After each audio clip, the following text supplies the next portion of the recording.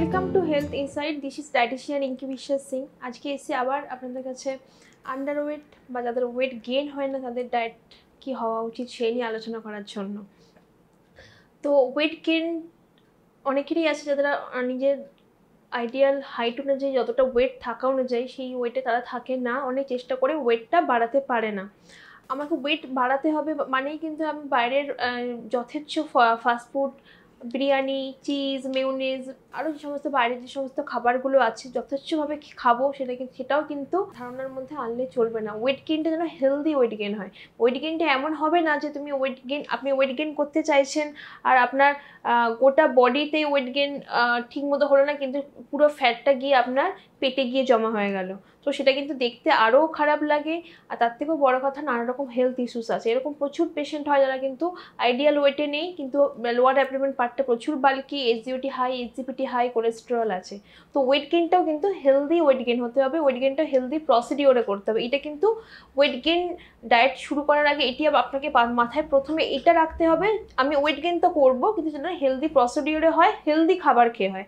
Unhealthy খাবার খেয়ে যেন ওয়েট গেইন না হয়, কারণ আনহেলদি খাবার খেয়ে যে ওয়েট গেইনটা হবে সেটা কিন্তু আরও 10টা ডিজিজকে কিন্তু ইনভাইট করে আমাদের ডেইলি লাইফে নিয়ে আসবে। তো এবার ওয়েট গেইন ডায়েটের জন্য আমি কী করব? প্রথমেই যেটা আমাকে করতে হবে, আমাকে দেখতে হবে আমার ওয়েট গেইনটা হচ্ছে না কেন, কোনো আন্ডারলাইন কজটা কী আছে বা আমার ডিজিজটা কী আছে। অনেক কারণেই কিন্তু ওয়েট গেইন হয় না। একটা হচ্ছে যদি কোনো ডাইজেশনের সমস্যা থাকে, ইনডাইজেশন, ডিসপেপসিয়া, বদহজম, খাবার ডাইজেস্ট করতে পারছি না, খাচ্ছি খাবার হজম হচ্ছে না, তাহলে কিন্তু শরীরে কিন্তু ভাইটামিন, মিনারেলস এগুলো কিন্তু ঠিকভাবে অ্যাবজর্ব হয় না, তখনও কিন্তু ওয়েট গেইনটা ঠিকমতো হয় না। এইটা একটা কারণ হতে পারে। অনেকের থাকে হচ্ছে আইবিএস, যেটাকে আমরা ইরিটেবল বাউল সিনড্রোম বলি। খাবার পর বারবার লুজ মোশন হয়, বারবার মোশন আসে, বারবার পটি করতে যেতে হয়, তখনও কিন্তু ওয়েটটা তাদের গেইন হয় না। এছাড়াও আরেকটা গুরুত্বপূর্ণ কারণে ওয়েট গেইন হয় না, সেটা হচ্ছে অনেকেরই থাকে হচ্ছে হাইপারথাইরয়েডিজম থাকলেও কিন্তু তাদেরও ওয়েট গেইন হয় না। আর পিসিওডি, পিসিওস যেমন ওভার ওয়েট বা ওবেস পেশেন্টদের বেশি হয়, কিছু পেশেন্ট আছে যারা পিসিওস তাদের কিন্তু ওয়েটটা খুব কম থাকে, আইডিয়ালের থেকে অনেক ওয়েট কম থাকে। আর একটা কারণ সেটা হচ্ছে স্ট্রেস। যদি প্রচণ্ড আমরা খাবার দাবার সব কিছুই খাচ্ছি কিন্তু লাইফে প্রচুর স্ট্রেস নিচ্ছি, প্রচুর সবসময় অ্যাংজাইটিতে ভুগছি, ডিপ্রেশন থাকছে, তাহলেও কিন্তু যতই আমরা সারাদিন বেশি ক্যালোরি ইনটেক করি তাহলে কিন্তু ওয়েট গেইনটা কোনোভাবেই সম্ভব হবে না। এরপরে যেটা আমাকে মাথায় রাখতে হবে সেটা হচ্ছে ওয়েট গেইন যেটা আমাকে করতে হবে, যে আমরা যে ক্যালোরিটা ইনটেক করছি, ওয়েট লসে যেমন ক্যালোরিটাকে বার্ন করতে হবে, আর ওয়েট গেইনে কিন্তু আমাকে কিছু এক্সট্রা ক্যালোরি ইনটেক করতে হবে যেটা আমার শরীরে স্টোর হয়, পুরোটা যাতে বার্ন না হয়ে যায়। ওয়েট লসে পুরো ক্যালোরি আমরা বার্ন করব, কিন্তু ওয়েট লস গেইনের ক্ষেত্রে কিন্তু পুরো ক্যালোরিটা যাতে বার্ন না হয়ে যায় সেই অনুযায়ী কিন্তু আমাকে ক্যালোরিটা দেখে নিতে হবে যে আমার হাইট অনুযায়ী আমি ঠিক ক্যালোরি খাচ্ছি। তো হাইট অনুযায়ী আগে দেখতে হবে আমার কত ক্যালোরির রিকোয়ারমেন্ট আছে।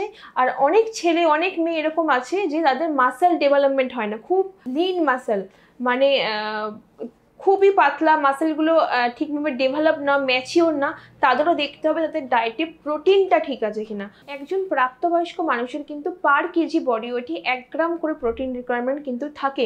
সেই সাফিসিয়েন্ট প্রোটিনটা আমি ডেইলি ইনটেক করছি কিনা সেইটা কিন্তু দেখে নেওয়াটা কিন্তু খুবই দরকার। যেমন একজন মানুষের যদি 60 কেজিস ওয়েট হয়, তার কিন্তু প্রোটিন রিকোয়ারমেন্ট হবে 60 গ্রাম। তো এবার ওয়েট গেইন যাদের থাকবে তাদের কিন্তু 60 গ্রামের জায়গায় তাকে কিন্তু প্রোটিনটা আর একটু বেশি ইনটেক করতে হবে। সেটা আমি 75 গ্রামও হতে পারে হাইট অনুযায়ী, কখনো যদি খুবই তার আন্ডার ওয়েট হয় সেটা কিন্তু 85 গ্রামও হতে পারে। সেটা আমাকে বিএমআই ক্যালকুলেশন করে দেখে নিতে হবে যে তার হাইট অনুযায়ী আইডিয়াল ওয়েটের থেকে কত কেজি তার কম আছে, তো সেই অনুযায়ী আমি প্রোটিনটা ডিসাইড করব। এবার একটা আমি বেসিক গাইডলাইন, যেটা সবার হেল্প হবে, একটা গাইডলাইন আমি আপনাদের সাথে শেয়ার করে দিচ্ছি, যেটা করে কিন্তু আপনারা বাড়িতে ইজিলি মাসে 3 কেজি ওয়েট গেইন করতে পারবেন। প্রথমে সকালবেলা যেটা ঘুম থেকে উঠে করতে হবে, খালি পেটে 2 গ্লাস জল খাওয়াটা কিন্তু একদমই দরকার। যাতে জল খেলে যেটা হয় সকালবেলা খালি পেটে আমাদের যে স্যালাইভা সিক্রেশন হয় তার মধ্যে কিছু প্রচুর এনজাইম থাকে, সেই এনজাইমটা কিন্তু খাবারটাকে ডাইজেস্ট করতে আমাদের সাহায্য করে। তো সকালবেলায় খালি পেটে 2 গ্লাস জল খাওয়ার পর যারা ওয়েট গেইন প্ল্যানে থাকবে তাদের যেটা করতে হবে, কাঁঠালি কলা বা যে কোনো কলা আমি স্লাইস করে একটা বাউলের মধ্যে নিয়ে নেব। কাঁঠালি কলা হলে দুটো, আর যদি অন্য কোনো কলা হয়, বর্তমান সিঙ্গাপুরি কলা হয়, তাহলে কিন্তু তার সাইজটা বড় হয়, যেহেতু একটা কলা নিলেও হবে। তো স্লাইস করে আমি একটা বোলের মধ্যে নিয়ে নেব। তার মধ্যে দিয়ে দেব হচ্ছে 1 চামচ জ্যাগারি পাউডার, 1 চামচ জ্যাগারি পাউডার, আর তার সাথে দিয়ে দেবো হচ্ছে একটুখানি সিনামন, 1/2 টিস্পুন দিয়ে কিন্তু সেইটা আমি সকালবেলায় কিন্তু খালি পেটে ফার্স্ট আমি ওটা খাবো। এটা কিন্তু ওয়েট গেইন করতে খুবই হেল্প করে। আর যাদের একটু ইনডাইজেশনের সমস্যা আছে, ডাইজেশনের সমস্যা, ইনডাইজেশনের কারণে ওয়েট গেইন হচ্ছে না, তারা একটা জিনিস করতে পারে, রাত্রিবেলায় আগের দিন রাত্রিরে 1 গ্লাস জলের মধ্যে কিশমিশ 5টা থেকে 6টা, বড় সাইজের কিশমিশ যেটাকে আমরা মুনাক্কা বলি, সেটা 5টা থেকে 6টা আমি একটা কাঁচের গ্লাসে 1 গ্লাস জলের মধ্যে সারা রাত ভিজিয়ে রাখবো। সকালবেলা ফার্স্ট যে আমি জলটা খাবো, সেই জলটা ছেঁকে ওই ওয়াটারটা খাবো। তারপর আমি ওই ব্যানানা যেটা আমি বললাম সেটা খাবো। এরপর যেটা করতে হবে, তারপর কিছুক্ষণ গ্যাপ দিয়ে, মোটামুটি 40 থেকে 45 মিনিট, ম্যাক্সিমাম 1 ঘন্টা গ্যাপ দেওয়া যেতে পারে। তারপর বাড়িতে ভেজানো ছোলা, একটুখানি কাজু, একটু কিশমিশ, একটু পেস্তা, সেটা আগের দিন রাত্রিবেলা আমি একটু জলে ভিজিয়ে রাখলাম। টোটাল 1 হ্যান্ড, সব নিয়ে 2 হ্যান্ডফুল হবে, মানে 2 মুঠি, সেটা ভিজিয়ে রাখবো। সেটা আমি গুঁড়ে মাখিয়েও খেতে পারি সকালবেলায়, বা আমি সেটা হানি অ্যাড করেও খেতে পারি। ঠিক আছে, এটার পর আমাকে চলে যেতে হবে ব্রেকফাস্টে। মাথায় রাখতে হবে ব্রেকফাস্টে যেন ওয়েট গেইন যারা প্ল্যানে আছো কোনোভাবে যাতে স্কিপ না হয়। ব্রেকফাস্ট যদি প্রচণ্ড হেকটিক লাইফস্টাইল থাকে, বেশি টাইম নেই, তারা ইজিলি ব্যানানা শেক খেতে পারে বাড়িতে বানিয়ে, বা এখন গরমকালে প্রচুর আম পাওয়া যাবে, ম্যাঙ্গোতে প্রচুর ওয়েটটা গেইন করাতে অনেক সময় হেল্প করে, যেহেতু ক্যালোরি ম্যাঙ্গোতে প্রচুর বেশি। তো ম্যাঙ্গো শেক খাওয়া যেতে পারে বাড়িতে বানিয়ে, এটা কিন্তু খুব চটজলদি হয়ে যাবে। তার জন্য কিন্তু আলাদা করে আমাদের কুকিং করতে প্রয়োজন লাগে না। আর যাদের কাছে সময় আছে তারা কিন্তু বাড়িতে বানানো 2খানা থেকে 3খানা রুটি, সেটা যদি ডাইজেশনের খুব সমস্যা না থাকে আর কোলেস্টেরল কন্ট্রোলের মধ্যে থাকে, একটু ঘিতে রাব করে সেটা আমি পনির ভুর্জি দিয়ে খেতে পারি। একটা রুটির সাথে একটা প্রোটিন অপশান যদি চুজ করা যায় সকালবেলা, সেটা কিন্তু ওয়েট গেইনের ক্ষেত্রে খুব ভালো কাজ দেয়। সেটা আমি পনির একটু ভেরিয়াস মানে সিজনাল ভেজিটেবলস দিয়ে শর্টে করে সেটা আমি পনির ভুর্জি দিয়ে খেতে পারি, বা একটু 2খানা ডিম ফেটিয়ে সেটাকে ভেজিটেবলস দিয়ে শর্ট করে এগ ভুর্জি যেটাকে আমরা বলি, সেটা দিয়ে আমি 3খানা থেকে 2খানা রুটি খেতে পারি। বা আমি চাইলে সব রকম সবজি তার মধ্যে একটু পনির অ্যাড করে, বা যারা মাশরুম ভালোবাসো একটু মাশরুম অ্যাড করে, বা একটু চিকেন ছোটো ছোটো করে কিমা করে, সব সবজি দিয়ে শর্টে করেও কিন্তু আমি রুটি দিয়ে সকালবেলায় ব্রেকফাস্টে কিন্তু অনায়াসে সেরে ফেলতে পারি।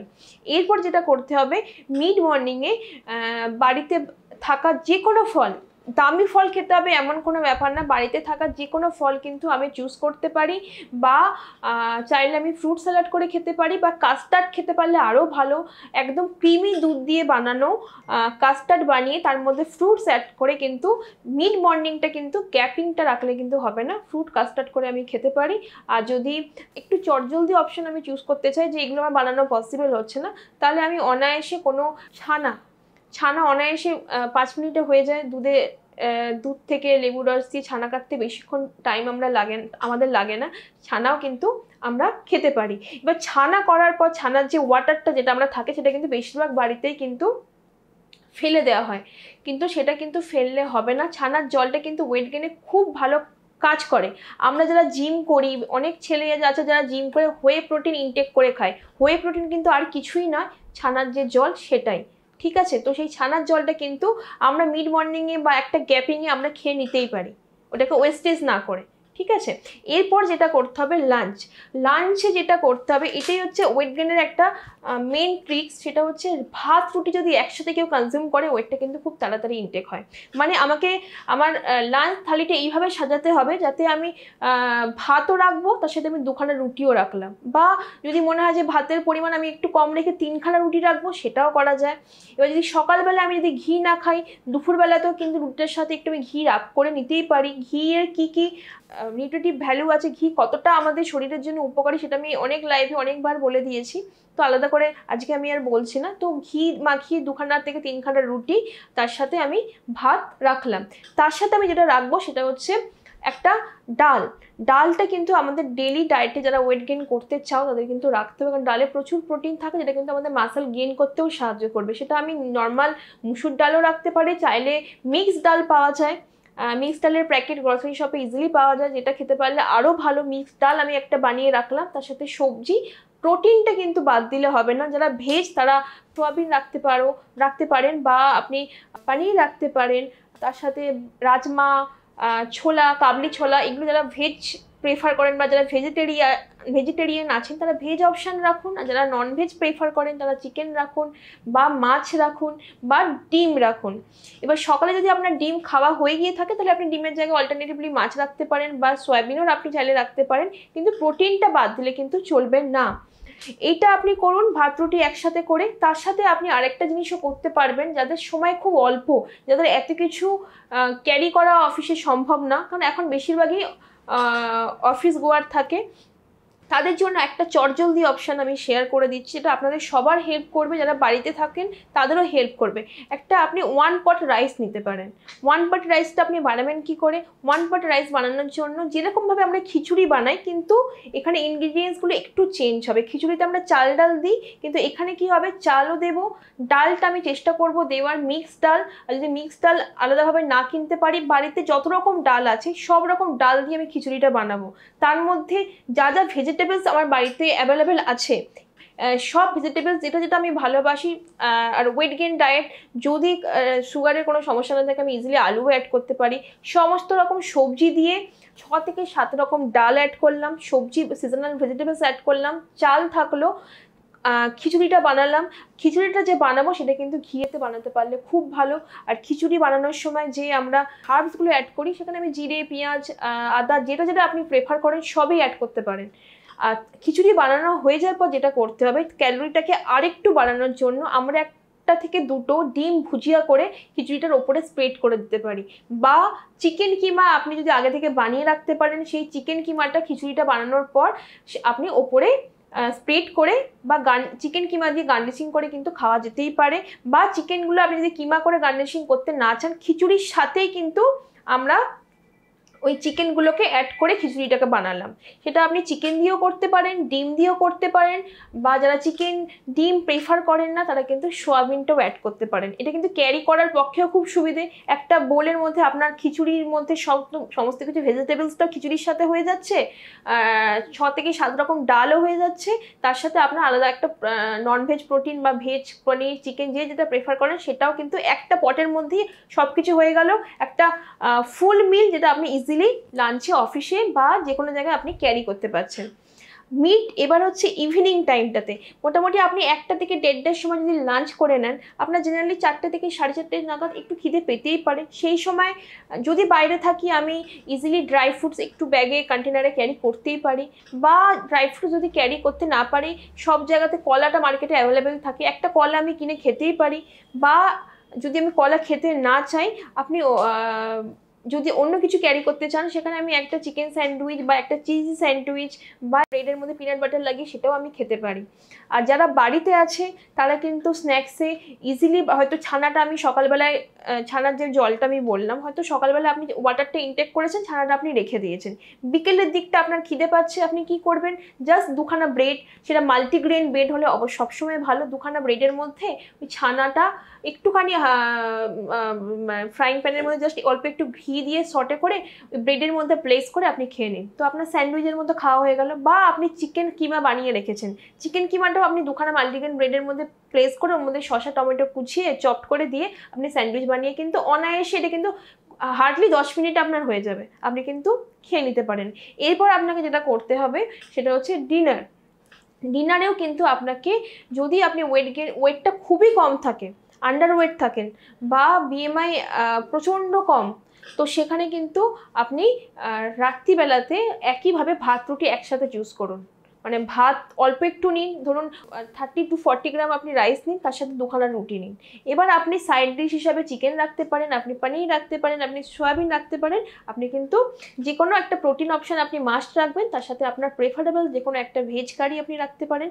আর রাত্রে শোয়ার আগে, যাদের রাত্রে শোয়ার আগে বেশিরভাগ আন্ডারওয়েট পেশেন্টদের আমি দেখি, তারা কিন্তু বেশিরভাগই একটা ট্রেস তাদের থাকে, বা একটা অ্যাংজাইটি থাকে, যারা খুব আন্ডারওয়েট তাদের তো অ্যাংজাইটি বেশি থাকে, কনফিডেন্স লেভেলটা তাদের ল্যাক হয়ে যায়, যে কোনো ড্রেস ফিট হচ্ছে না, বা একটা হাইট অনুযায়ী আইডিয়াল ওয়েট হলে যে কনফিডেন্সটা থাকে সেখানে কিন্তু আন্ডারওয়েট হলে তার কনফিডেন্স লেভেলটা কিন্তু অনেকটাই কমে যায়।